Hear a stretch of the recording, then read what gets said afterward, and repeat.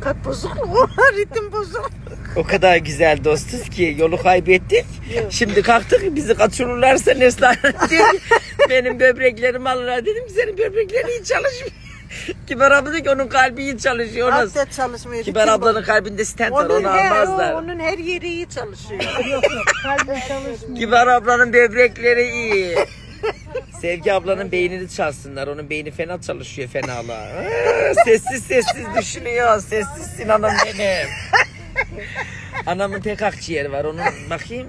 Yok onun da organları yorgun. Onun gözleri de gitti ya. Onun gözleri de gitti. Dilini alsınlar, dilini. Maşallah sübhanallah. Boynuna 2 tur dolanır.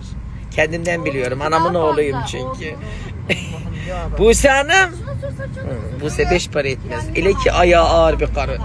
Kimin ya? Senin. Bizim bir komşu vardı da onu diyorum. Senin. Allah, buldunuz mu yolu? Bak şurada ne güzel ızıycık yerime uzanmışım. Koyun şurada ha. Allah sen bilirsin ya Rabbi.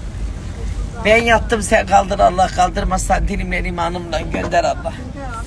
Eve yaklaşınca haber verin.